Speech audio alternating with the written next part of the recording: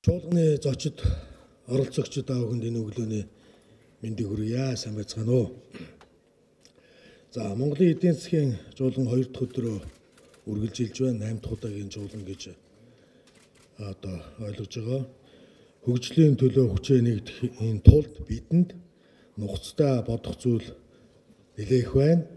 Бодит үнэн сонсох мөн бэрх гашуун үннийг энд ярихаас аргагүй юм цаг мөч бидний өмнө тулгараад байна. Монголчууд бидний хөгжлийн талаар элдвийг төсөөлөн цэцэрлэх, өөр хоорондоо шөргөөцөлдөн өчөөрхөж шүүмжлэн цэцэрлэх болон янз бүрийн гоё нэртэй дэврүүн төсөл санаачлах зэргээс үл хамааран Монголын эдийн засагт бодитоор нөлөөлж, эрх ашгаа тулгаж, гацааж бас урагшлуулж байдаг хүчин зүйл болол их гүрнүүдийн геополитик, геоэдийн засгийн хандлага, хүчний хуваарлалт, таталцалд үргэлжлэл юм а. Олон улсын санхүү бизнесийн тэргүүлэх сонин Financial Times сонд судлаач нийтлэлч Люси Хорнби Монголын эдийн засгийн талаар бичгтээ уг нь Монголын уул уурхай гадаадын хөрөнгө оруулалтын хуулиуд нь дэлхийн дээр хамгийн либерал чөлөөт гэж болохоор юм гэжээ. Хадагтай Хорнби бол Монголын уул уурхай хөрөнгө оруулалтын орчин дэлхийд дээр хамгийн либерал гэж үнэлэхээс гадна Монголын засгийн газруу томоохон гэрээ хэлэлцээрүүдийг хийх бүртээ эрдэс баялагын хуулиа хөрөнгө оруулагчдын таалалд нийцүүлэн өөрчилж улам либерал хэлбэртэй болохоос буцдаггүй хэмээн гэж дүгнжээ. За ийм байтал бидэнд одоо болтол дөрвтэй хөрөнгө оруулалт хийгдэхгүй байгаагийн шалтгааныг нэгд засаглалын маань докторгүй байдал, шийдвэргүй байдлаас, хоёрт их гүрнүүдийн геополитикоос хайх учиртайг судлаачид бас нэгэн дугаар бичиж яриад эхэлсэн байна. Хөрөнгө оруулалтын хамгийн таатай аюултай хуультай гэгдсэн Монгол улс маань гадаадын хөрөнгө оруулалтад ээлтэй 80 улсын жагсаалтад сургаггүй байгаад байдаг. Энэ жагсаалтад урд хөрш маань 50-д, хойд хөрш маань 60-д ирэмблэгдсэн байна. Бидэнтэй ижил гараанаас хөдөлсөн гэж болохоор Вьетнам 59-д, Казахстан улс 64-д ирэмблэгдсэн байна. Үүгээр би юу хэлэх гээд байна гэхээр монголчууд маань хөрөнгө оруулалтын хуулиа яаж зөөлрүүлээ гэд их гүрнүүдийн геополитикт нийцсэн бодлого гаргаж хэрэгжүүлэхгүй юм бол наашаага бидэнд Монголд том хөрөнгө оруулалт хийгдэхгүй нь тодорхой болжээ. Харьцуулахад жишээ нь 2017 оны байдлаар урд хөрш маань Казахстан улсад 42.8 тэрбум долларын шууд хөрөнгө оруулалт, 50 тэрбум долларын зээл олгосон байх юм. Хөрөнгө оруулалтын нэн таатай хуультайгаараа болдог бол Монголд үүнээс тутгааргүй хөрөнгө оруулалтыг хийгдэх боломж байх учиртай. Энэ бүхнийг цаг арга уршихын учир нь бүс нутгийн интеграцид нэгдэн орох замаар хөрш гүрнүүтэйгээ ашиг сонирхлоо нэгдэхгүйгээр Монголын хөгжлийн талаарх элдв сайхан төсөөлөл, хөтөлбөр төслүүд тодорхойгүй төлөвт орно гэдгийг би хэлэх гээд байгаа юм а. Монголын эдийн засгийн гадаад хүчин зүйлсээс дэндүү хамааралтай. Дотоод хүчин зүйлээ бүрэн ашиглаж чаддгүй үлбэр нөхцөлд бид 28 жилд тийчилж байгаагийн мөн чанарыг ойлгохгүйгээр бид зааш явж чадахгүй нэ. Өнгөрсөн оны сүүлчээр Америк нэгдсэн улсын ерөнхийлөгч Трамп үндэсний аюулгүй байдлын шинэ бодлогоо зарлсны дараахан түүний аюулгүй байдлын зөвлөх Herbert McMaster геополитик иргэн ирлээ. Иргэн ирэхдээ 2 дахин ихсгсэн хүчтэйгээр иргэн ирлээ хэмээн мэдгдсэн өдрөөс өдөрт биелэлээ олж байна. Өнөөдөр дэлхийн хүчний харьцаа дахин хуваарлалт нь Монгол улсад таагүй янз бүрийн нөхцөлийг тулгаж байна. 2017 онд дотоодын нийт бүтээгдэхүүн 5.1%-аар өссөн гэдэг тооны цаадтай ердөөл хойд Солонгосын нүүрсний экспорт олон улсын хориг арга хэмжээнд өртснөөр Монголын нүүрсэд таатай боломж гарсан явдал юм а. Засгийн газар уурхайчдын нөлөө энд байхгүй гэдгийг би бас энэ дээрээс хэлмээр байна. За бүх цаг үед Монголын эдийн засагт бидний өөрсдөө зохицуулж болох дотоод хүчин зүйлсээс илүүтэйгээр биднээс үл хамаарах гадаад хүчин зүйлс нөлөөлж ирсэн цаашдаач нөлөөлөхөр байна. 1990 онд арчилсан хувьсгалын дараа чөлөөт зах зээл, үл үзэгдэгч гар, хувийн өмч эдийн засгийг сэв хидл өргөөд явчих нь гэх бидний гинхэн төсөөлөл өнөөдөр бодит байдлын ханыг мөргөн унлаа. үл үзэгдэгч гар үндэсний эрх ашиг хангаж чадахгүй харин геополитик бодит үйлчлэлтэй оршсоор байна. Манай гадаад орчин хурцтай өөрчлөгдөж, шинэ бүлэглэл, талцал үүсэх шинж тэмдэг илэрхий тодорхой болж байна. Арчин Солонгосын удирдагч Ким Жонг Уны Өмнөд Солонгос Америк нэгдсэн улстай харьцааг гэнэт эерэг чиглэлд өөрчилсөн. Бүгд найрамдах Хятад ард улсын дээд удирдлага Хойд Солонгосын удирдагчтай сарын дотор 2 удаа уулзлаа. Ираны цөмийн гэрээнээс Америк нэгдсэн улс гарч байгаагаа мөн зарлалаа. Сир болон Ирантай Оросын холбооны улсын түншлэл зузаарч Европын холбоо цаашид Америкт найдахгүй болсноо зарлан холбооны бүгд найрамдах Герман улсын зүгээс Оросын холбооны улстай харилцаагаас эргээхээр чармайж хийн хоолой хоёр дахь хойд урсгалын талаар хилцэж эхэлсэн. Хятадууд Америктэй хийх гадаад худалдаанд буулт хийсэн зэрэг нь геополитикийн эрс өөрчлөлт түүнийг дагсан гео эдийн засгийн тулгалт нөхцлүүдийг авчрах нь гарцаагүй болжээ. Трамп Америкийн үндэсний аюулгүй байдлын стратегийг зарлахдаа энэтхэг номхон далайн бүс гэх шинэ нэр томьёо, шинэ бүсчлэлийг бас танилцууллаа. Вашингтоны тайлбарж байгаагаар бол энэтхэг номхон далайн бүс гэх орон зайн энэтхэгийн баруун эргээс Америк нэгдсэн улсын баруун эргийг хамрах ажээ. Америк нэгдсэн улс Аз зүүн өмнөд Аз дахь Хятадын хүчирхэгжилтийг тэнцвэржүүлэх, Оросыг саармжуулах сонирхлоо нуухгүй зарладаг болжээ. Хятадын бүс ба зам бодлого, даяаршлыг тууштай баримтлах, баруун Европтой болон Оросын холбооны улстай ойртон түншлэх зэрэг хандлага нь Америкийн бодлогыг сөрж байгаагийнх нь илэрхийлэл болсон байна. Эдгээр нь огт таашгүй үйл явцууд биш бөгөөд дэлхийн эдийн засгийн форумаас удаа дараа олон улсын харилцаа нэг төвтэй харилцаанаас олон төвд харилцаа руу шилжиж даяаршил мухардалд орохыг, шин талцал үүсхийг барууны либерал ардчлал мухардаж нөлөөлөө барахыг, хүчний төвлөрөл сөргөлдөөн Евразид шилжих Америк нэгдсэн улс хуучны нөлөөлөө сэргээх, тогтоон барихаар эрмэлзэх зэргийг зөгнөн таамаглаж байсан өнөөдөр биелэлээ олж байгаагийн илэрхийлэл юм аа. Ийм нөхцөлд бид дан ганц Монголын эдийн засгийн харилцаа бодлогын талаар энд чухалчлан ярилцах нь сайхнаар илэрхийлэхэд нэлээд гинэн цайлган хэрэг болоод байна.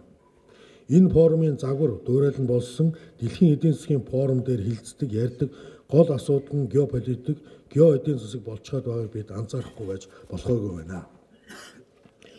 Мөнхийн хоёр хөршийн маань эдийн засаг ойрын 3 жилд 30 их $80 болох тэлхээр тооцоологдсон байна. Судалгаанд гарсан байна. Бүс ба зам хөтлөлт бидний оролцоо ямар байх вэ? Хоёр хөрштэйгөө бодлогоо уялдуулах, үүний зэрэгцээгээр 3 дахь хөршүүдийн оролцоо ашиг сонирхлыг хангаж, тэнцвэрийг бий болгох зэрэгт анхаарч төвлөрөхгүйгээр өдий хүртэл урсгалаараа явж ирсэн 28 жилийн замнал маань биднийг эдийн засгийн мухар гудамж руу аваачжээ. Шийдлийг холоо сайх хэрэггүй юм аа. 2010 онд улсын хурлаар шинжилэн баталсан үндэсний аюулгүй байдлын үзэл баримтлалыг амьдралд хэрэгжүүлэхэд бидэнд маш олон боломж нээгдэнэ гэж харж байна. Үндэсний аюулгүй байдлын үзэл баримтал 3.1-ийн 4-т Оросын холбооны улс бүгдээр Хятад улстай сайн хөршийн найрсаг харилцаа өргөн хүрээтэй хамтын ажиллагааг хөгжүүлнэ. Ингэхдээ үндэсний эрх ашиг харилцааны түүхэн уламжлалыг харгалзан бүс нутгийн инх тайван доктортой байдлыг эрхэмлэж бүхэлдээ тэнцвэртэй харилцахыг эргэлзнэ гэж заажээ. 3.1-ийн 5-д 3 дахь хөршийн бодлогын хүрээнд өндөр хөгжилтэй ардчилсан улсуудтай улс төр эдийн засаг, соёл, хүмүүнлэгийн салбарт хоёр болон олон талын харилцаа хамтын ажиллагаагаа хөгжүүлнэ гэж заасныг прагматикаар хэрэгжүүлэхэд олон асуудал биднэрт шийдэхэр байгаамаа. Иймээс Монгол улс ойрын хугацаанд Армян, Белорус, Казахстан, Киргиз, Оросын холбооны улс зэрэг 5 улс багтсан Евразийн эдийн засгийн холбооны гайлын холбоотой чөлөөт худалдааны хилцээр байгуулах хэрэгтэй байна. Хилцээ хийж байгаа тун удахгүй эдгээр 5 улсууд импортын гайлын татваргүйгээр худалдаа хийх боломж нээгдэнэ гэж харж байна. За мөн Шанхай хамтын ажиллагааны байгууллагатай тогтоосон хамтын ажиллагаа энэ жилдээ багтаан агсан төвшөнд аваачин илүү идэвхтэй оролцоо хамтын ажиллагаанд шилжих хэрэгтэй байна. Ингэснээр Шанхай хамтын ажиллагааны байгууллагын гишүүн 8 улстай харилцаанд нэн таатай орчин үүсхийн зэрэгцээ олон жил яриад биелээ олоогүй бус нутгийн дэд үтсэд холбогдох асуудал бодит ажил хэрэг болон хэрэгжих зам нээгдэнэ гэж харж байна.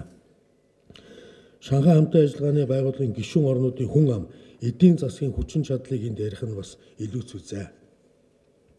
Ийм прагматик хандлага баримтлан гадаад худалдааны таатай нөхцлүүдийг бий болгож байж хөрөнгө оруулалтыг Монгол руу бодитоогоор татах дүр зураг харагдаж байна.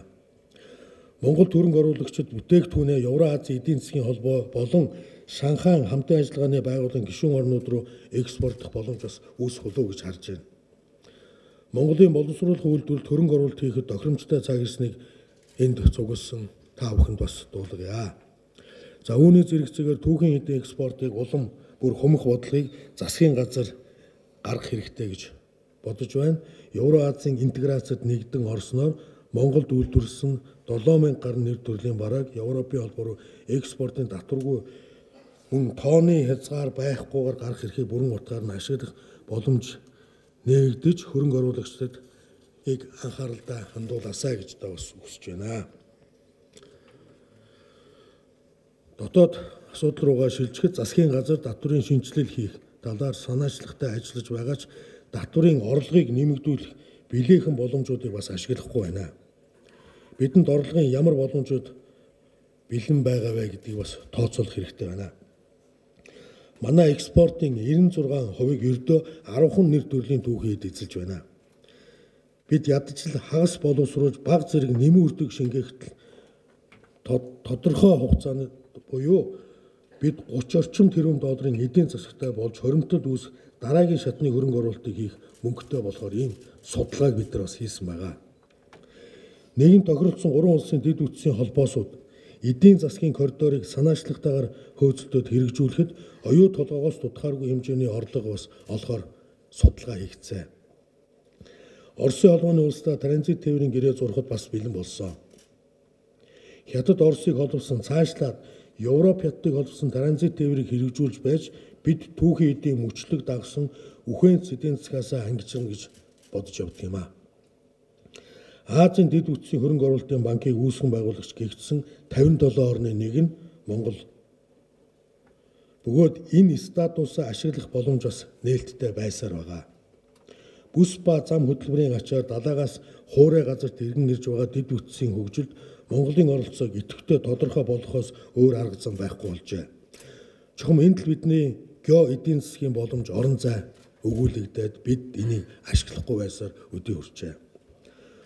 Монгол улсыг үеийн үед тэжээж тэтгэж ирсэн хөдөө аж ахуй, мал аж ахуйгаас олох орлогоо яавал байгаль дээлтэйгээр өсөх тодорхой байх вэ гэдэг дээр сэтгэлээ чилээж шийдлээ олох юм бол үе болон ажлын байр үлэмж хэмжээний орлого бидний судалгаанд бэлэн байна.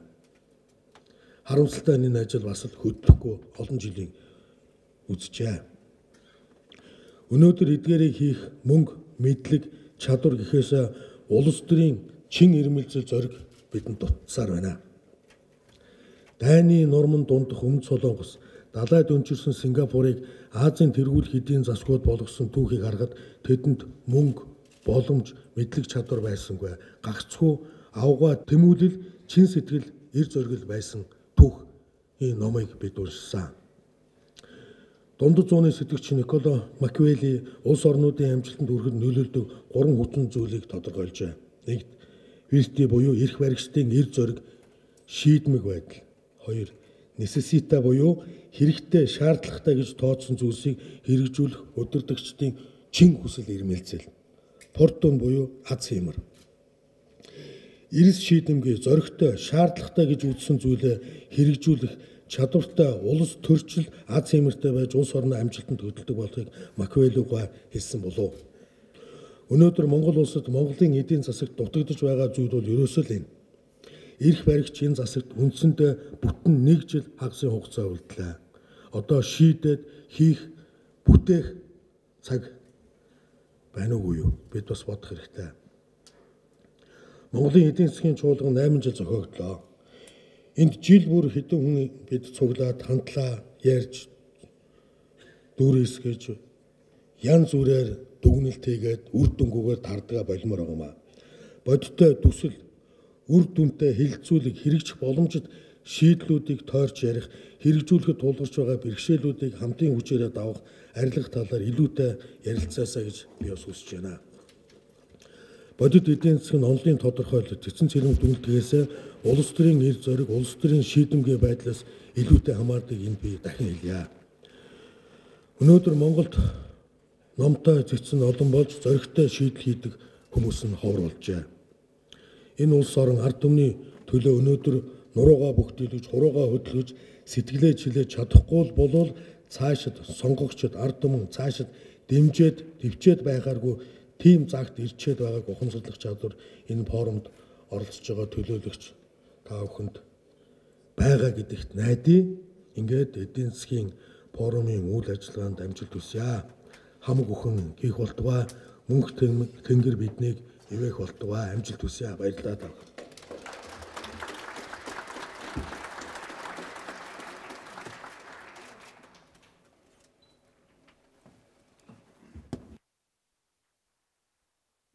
Хоёр дахь өдрийг нээж өгүүлсэн Монгол Улсын ерөнхийлөгч танд баярлалаа.